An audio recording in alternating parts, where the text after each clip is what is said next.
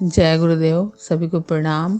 उपासना समर्पण योग day 11 review के अंतर्गत हम लोग अध्याय 3 के अंतर्गत स्वाध्याय कर रहे हैं, जिसके नेक्स्ट टॉपिक है आत्मिक प्रगति का प्रथम सोपान जीवन शोधन, और दूसरा टॉपिक है उपासना को समग्र रूप में अपनाएं, समुचित लाभ उठाएं।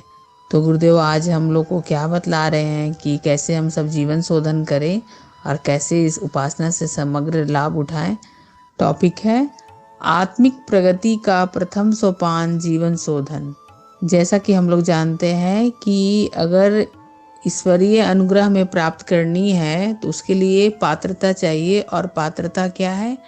हमारी परिष्कृत अंतःकरण, अंतः क्षेत्र, यानी कि परिष्कृत अंतःकरण ही ईश्वरीय योगदान, ईश्वरीय अनुग्रह अपने आप में है, वरदान अपने आप में है। तो गुरुदेव आगे क्या बतला रहे हैं, हम सब आगे देखते हैं। उपासना में असफलता अथवा धीमी प्रगति रहने का कोई विशेष कारण होना चाहिए। इस पर विशेष रूप से ध्यान देने की आवश्यकता है। ध्यान रखे जाने योग्य बात यह है कि पूजा कोई जादू नहीं है, वह विशुद्ध विज्ञान है। उस मार्ग पर चलने वाले को सर्वप्रथम आत्मशोधन करना पड़ता है। धुले कपड़े पर ही रंग चढ़ता है।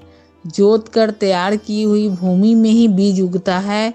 अंतरंग और बहिरंग जीवन में जितनी पवित्रता और प्रखरता का समावेश होगा, उतना ही मात्रा में पूजा उपासना का चमत्कार उत्पन्न होगा। दुष्कर्मों में निरत व्यक्ति किसी देवी देवता का अनुग्रह अर्जित नहीं कर सकते, क्योंकि समूचा देव परिकर शुद्धता प्रदान है। यहाँ गुरुदेव बतला रहे हैं कि उपासना सभी करते हैं, सभी उपासना की राह पर चलते हैं, लेकिन कुछ लोगों की फलित होती है, कुछ लोग की नहीं होती, या कुछ लोग की फलित बहुत तेजी से होती है, या कुछ लोगों की बहुत धीमी गति से होती है। तो हम इस पर विचार क्यों नहीं करते हैं? तो यहाँ गुरुदेव बोल रहे हैं कि यह अपने आप में एक विशुद्ध विज्ञान है। अगर हम चाहते हैं कि हमारे अंदर कुछ बदलाव हो, तो बदलाव तभी होंगे जब उससे दैवीय शक्ति से हम कुछ ग्रहण तभी कर पाएंगे कि जब हमारे अंदर क्षमता विकसित होगी। लेकिन ऑलरेडी हम इतने कसाए कलमशों से भरे रहते हैं और उसको खाली करते नहीं हैं, और सोचते हैं कि ईश्वरीय अनुग्रह हमारे ऊपर हो, हमारे अंदर चमत्कार हो, हम पर बदलाव हो, हमारे जीवन में परिवर्तन हो और ईश्वर का रंग हम पर चढ़े। तो ईश्वर का रंग कहाँ चढ़ता है? जो साफ स्वच्छ और निर्मल होता है, जो कपड़े होते हैं धुले कपड़े, तो वहाँ चढ़ते हैं। लेकिन हम सब का मन इतना भौतिक जंजालों में उलझा हुआ है, इतने राग द्वेष आसक्तियों में, मतलब कहिए कि हम लोग जकड़ गए हैं कि वहाँ रंग कैसे चढ़ेंगे। ऑलरेडी पहले से इतने धब्बे लगे हुए हैं, तो वहाँ रंगाई कैसे होगी? तो रंगाई के लिए हमें क्या करना होगा?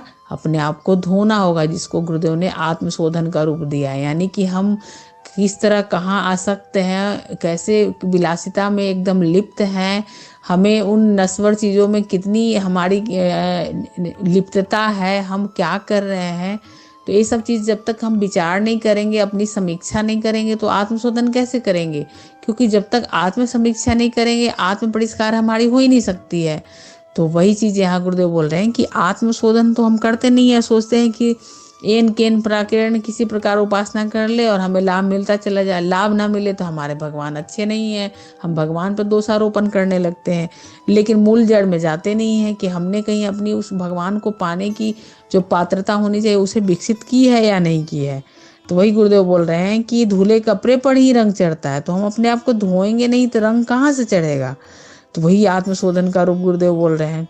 आगे गुरुदेव बतला रहे हैं कि दुष्कर्मों में निरत व्यक्ति किसी देवी देवता का अनुग्रह अर्जित नहीं कर सकते, क्योंकि समूचा देव परिकर शुद्धता प्रधान है। जहाँ उसकी जितनी कमी होती है, वहाँ उन्हें उतनी ही या अप्रसन्नता होती है। जब साधारण मनुष्य घिनौनी दुर्गंधित अस्त व्यस्त जगह में नहीं रुकना टिकना चाहता, तो देवता किसी घिनौने व्यक्तित्व की ओर क्यों ध्यान देंगे? बात है बिल्कुल सिंपल कि हम देखते हैं जब कोई निगेटिव बात करते हैं, चाहे वो कोई भी व्यक्ति हो, हमारे अपने हो या फिर पड़ोसी के हो या दोस्त हो, कोई भी हो, तो हम जब नहीं सुनना चाहते हैं, उन बातों को सुनकर हमें जब अच्छा नहीं लगता है, तो हमारा जब व्यक्तित्व निगेटिव रहेगा या हम फिर ऐसा अपने आप को छल कपट राग द्वेष में लिप्त रखेंगे तो हमारे आसपास कैसे लोग टिकेंगे। तो वहाँ देवता भला क्यों टिकेंगे। देवता क्या है, वो सद्गुणों के समझय हैं। तो हम जब सद्गुण अपनाते चले जाते हैं उनके करीब होते चले जाएंगे। उपासना के मीन्स है ही कि ईश्वर के नज़दीक बैठना। तो ईश्वर के नज़दीक बैठने का मीन्स क्या होता है, उनके आदर्शों को अपने जीवन में अपनाना। और जब हम उनके आदर्श को अपने जीवन में उतारते हैं तो हमारा मन निश्चल निर्मल होते चला जाता है और इस तरह ईश्वर की रंग चढ़ने लगता है। यानी कि धुलाई हमारी होती है तो रंगाई भी होने लगती है। इस तथ्य को समझा जा सके तो मानना चाहिए कि उपासना के फलित होने का सूत्र हाथ लग गया और इसका अनुमान लगाया जा सकता है कि अध्यात्म मार्ग की यात्रा का प्रारंभ यहीं से होती है, यानी कि आत्मशोधन से ही होती है। तभी हमारी उपासना जो है फलित होती है। आगे गुरुदेव फिर बोल रहे हैं कि प्राचीन काल में कितने ही पापियों की कथा गाथाएं जैसे कि अम्बपाली, अंगुलीमाल, बिल्वमंगल, वाल्मीकि जैसे भी मतलब व्यक्तित्व के बारे में गुरुदेव बता रहे हैं कि इन लोगों ने आत्मशोधन से आमूलचूल परिवर्तन किया है। हम सब जैसा कि जानते हैं कि अंगुलीमाल डाकू थे, उंगलियों को काट कर माला पहनते थे, लेकिन देखिए जैसे ही गौतम बुद्ध से उनकी मुलाकात हुई, उनके अंदर आत्मबोध हुई और वो आत्म परिष्कार की ओर बढ़े और जब अपने सत्कर्मों का क्षेत्र चुने तो उन क्षेत्रों को ही चुने जहाँ वो दुष्कर्म किए थे। और जब उन्हें आत्मबोध हुई, अपने मानव होने का बोध हुआ और तो देखिए वो जब आत्मशोधन उनका प्रक्रिया जब शुरू हुई तो उन्होंने जो सारा जीवन अपना खपा दिया। किस में खपा दिया, आराधना में, समाज की आराधना में, लोक निर्माण में, लोक सेवी बनकर उन्होंने सब कुछ झोंक दिया। तो इस तरह अगर मतलब आत्मशोधन का महत्व यदि यहाँ नहीं होता तो इस तरह जीवन परिवर्तन लोगों को नहीं होते।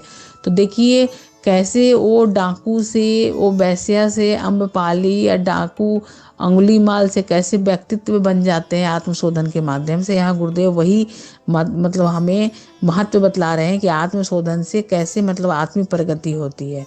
आत्मिक प्रगति का ही ये लक्षण थी ना कि अशोक, सम्राट अशोक जो थे इतने रक्तपात किए थे कलिंग युद्ध में। जब उनको अफसोस हुई, प्रायश्चित हुई, तो देखिए अपनी प्रायश्चित को कम करने के लिए, अपने प्रारब्ध को काटने के लिए, अपने पापों को धोने के लिए उन्होंने क्या किया, धम्मम शरणम गच्छामि, वो बुद्ध के बुद्धम शरणम गच्छामि, यानी कि नैतिकता के जो शरण में चले गए, मानव मौलिकता के शरण में चले गए और उन्होंने धर्म चक्र परिवर्तन में अपना सारा समय लगा दिया। और अपना ही नहीं बल्कि अपने पूरे परिवार को उसमें, अपने बेटे बेटियों को भी उसमें झोंक दिया, लगा दिया।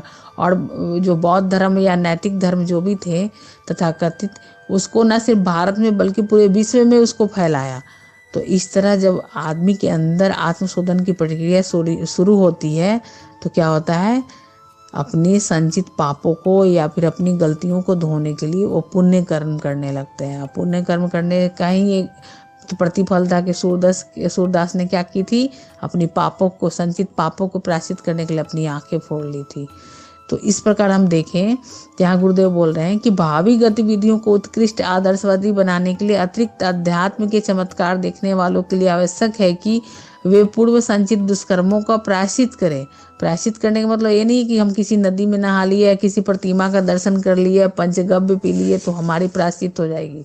यहाँ बस एक ही शर्त है, वो है आत्मशोधन। और यहाँ गुरुदेव वही बतला रहे हैं कि वरन सच्चे अर्थों में इस बात का साहस जुटाना पड़ता है कि जितने पाप कमाए हैं उसी के भार समतुल्य मात्रा में हम पुण्य भी कमाएं। क्योंकि पुण्य का पलड़ा जो भारी नहीं हो तो कम से कम दोनों पलड़े समान जरूर हो जाए। और इन साहसिक प्रयत्नों को करने के लिए उद्यत होने वाले ही अध्यात्म विज्ञान के अनुरूप समुचित लाभ उठाते हैं। और बिल्कुल सही भी है। गुरुदेव की अखंड ज्योति में ही एक जगह पढ़ने को मिला कि एक बहुत बड़े जुआड़ी थे, उन्होंने जुआ खेलते खेलते बहुत सारे धन और गंधे क्या क्या, वो बहुत सारे जितने भी भौतिक चीज़ें उन्होंने प्राप्त की। और इतने वो धन में मादांत हो गए या मतलब होश हो गए कि वो वैश्यालय की तरफ दौड़े और इस तरह से दौड़े कि लड़खड़ा कर वो गिर पड़े और बेहोश हो गए। जब उन्हें होश आई तो बहुत ही बड़ी प्रायश्चित हुई कि ये हम क्या कर रहे थे। और सामने उनके जब नज़र सामने पड़ी, जब आंखें खुली उनकी तो नज़र पड़ी एक शिवलिंग पे। और वही शिवलिंग पर उन्होंने जितने भी उनके साथ वैभव और विभूतियाँ साथ में थी भौतिक संपदा के रूप में, सब कुछ उन्होंने उस शिवलिंग को समर्पित कर दिया। फिर कुछ दिनों बाद उनकी मृत्यु हुई तो यमलोक गए। यमराज ने कहा कि तुमने जीवन भर पाप किए हैं, इसलिए तुम्हारे जीवन में पाप ही पाप है। बस एक पुण्य के काम किए हैं, वो है तुमने शिवलिंग पर सब कुछ समर्पित कर दिया। लेकिन जिस भाव से तुमने समर्पित किया था, जिस तीव्रता से समर्पित किया था, उसके बदले में तुमको स्वर्ग का 3 घड़ी का राजा बनाया जा रहा है। और 3 घड़ी के राजा बनकर बताओ तुम्हें क्या चाहिए, तुम अगर बन जाते हो तो बोले उन्होंने 3 घड़ी का राजा बनकर एक घड़ी भी नहीं लगाया। उस अपने जितने भी जो एज ए राजा उनको जो संपदा मिली थी, उन्होंने एक घड़ी में सारे के सारे दान कर दिए। और उस दान करने के एवज में उनको उनके सारे पाप धुल गए। उस जन्म के, पिछले जन्म के प्रारब्ध वाले, संचित वाले जितने भी तरह के पाप कर्म होते हैं, उनके सब धुल गए। और नेक्स्ट जब उनका जन्म हुआ तो वही बलि बने। तो यहाँ जब आत्मबोध होती है, आत्मशोधन की प्रक्रिया चलती है, तो व्यक्ति का क्या होता है, कायाकल्प हो जाता है। तो उपासना का मतलब ही होता है, फलित होने का मतलब ही होता है आत्मिक प्रगति होना। और आत्मिक प्रगति कैसे होगी, आत्मशोधन से होगी। और आत्मशोधन कैसे होगी, आत्मसमीक्षा से होगी। तो आत्मसमीक्षा हम करें, सोचें कि अगर कोई गलती हमसे हो रही है या हुआ है तो उसके लिए हम प्रायश्चित करें, यानी कि उसके बदले में हम पुण्य, जो जितने पुण्य कर्म है अधिक से अधिक करें, उसका पश्चाताप करें। तो उसके बदले में हम पुण्य का कार्य करें, ताकि हमारा भी पलड़ा बराबर हो। और हो सके तो पाप कर्म से पुण्य कर्म भारी के पलड़ा भारी हो। तो ये हम प्रयास करें। तो आत्मशोधन की बात यहाँ गुरुदेव ने बताया कि आत्मिक प्रगति का आधार आत्मशोधन है। नेक्स्ट टॉपिक में गुरुदेव बतला रहे हैं कि उपासना को समग्र रूप में अपनाएं और समुचित लाभ उठाएं। तो जैसा कि हम लोगों ने पिछले स्वाध्याय में पढ़ा था कि उपासना के 2 पक्ष हैं, एक कर्म कांड और दूसरा तादात्म्य, यानी कि ईश्वर से एकाकार होना। तो एकाकार होने के लिए बात यहाँ गुरुदेव बोल रहे हैं कि दोनों एक दूसरे के पूरक हैं। कर्म कांड भी उतना ही महत्वपूर्ण है जितना कि ईश्वर से एकाकार होने का भाव। तो लेकिन जैसे बता रहे हैं गुरुदेव कि जैसे बिजली के दोनों तार जब मिलते हैं तभी करंट चलता है, तो उसी तरह जब दोनों पक्षों का प्रवाह मिलता है तभी हमारी जो साधना जो है फलित होने लगती है। हम ईश्वरीय सद के जो मतलब वो संपर्क क्षेत्र है उससे हम जुड़ने लगते हैं, उनके जो अनुदान अनुग्रह हमारे जीवन पर बरसने लगते हैं। तो इसके लिए गुरुदेव बोल रहे हैं कि अगर हमें उपासना की समग्र समुचित लाभ उठाने हैं, उसके लिए हमें क्या करना चाहिए। तो युग संधि की अवधि चल रही है। सभी प्रज्ञा परिजनों को न्यूनतम 3 माला गायत्री मंत्र जब प्रातः काल नित्य कर्म से निवृत्त होकर करने के लिए उन्होंने कहा है। जप के साथ प्रभात कालीन सूर्य का दर्शन और उस सविता देवता की स्वर्णिम किरणों का स्थूल सूक्ष्म और कारण शरीरों में प्रवेश कराने का ध्यान भी करते चलना चाहिए, ताकि शरीर और स्थान जितने भी उपकरण है वो स्वच्छता के अतिरिक्त मन बुद्धि चित्त भी हमारे निर्मल हो। और आचमन प्राणायाम न्यास कृत ये सब करने का विधि विधान भी अपनाते हैं, तो हम फिर क्या होते हैं, हमारी जो है उपासना जो है समग्र रूप से होने लगती है। यानी कि क्रिया पक्ष और ज्ञान पक्ष दोनों की बात गुरुदेव ने यहाँ बताया है। और गुरुदेव आगे बतला रहे हैं कि सामान्यतः हर प्रज्ञा परिजन को युग संधि की बेला में अपनी उपासना को नैष्ठिक, नियमित और समग्र बना लेना चाहिए। और 3 माला का जप हो सके तो गुरुवार को व्रत और ब्रह्मचर्य, महीने में 1 बार अग्निहोत्र का न्यूनतम यानी कि यज्ञ कर्म को चलाना चाहिए। युग संधि के अगले दिन सृजन और विनाश की संभावनाएं से भरे पड़े हैं। ऐसी परिस्थितियों में उपासना विधान की अपनी महत्व है।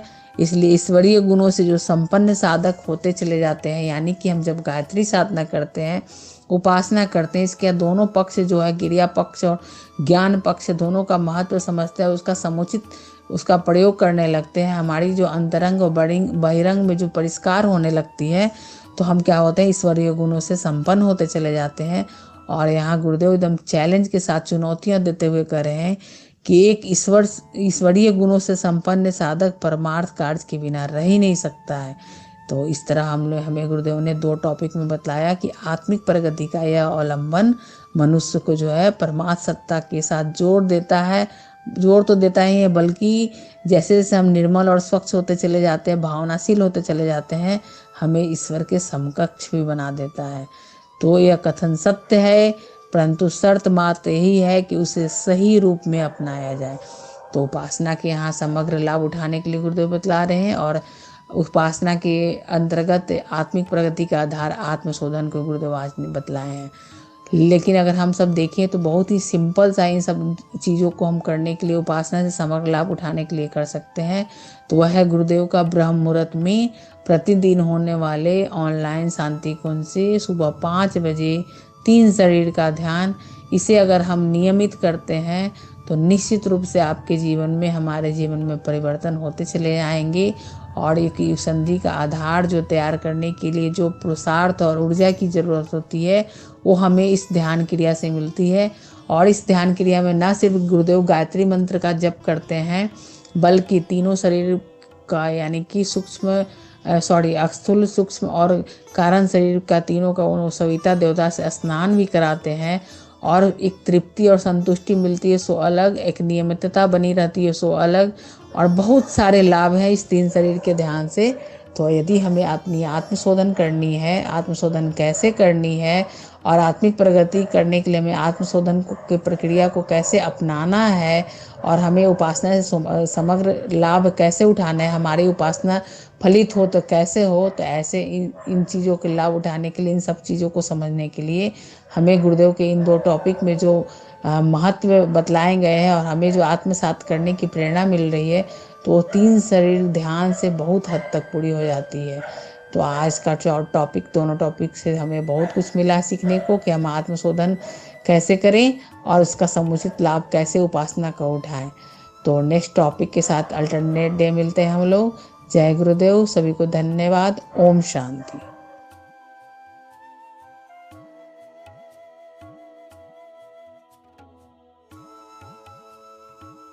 हमारे YouTube चैनल को सब्सक्राइब करें और बेल आइकन को दबाकर ऑल पर क्लिक करें ताकि नोटिफिकेशंस आपको मिलती रहें।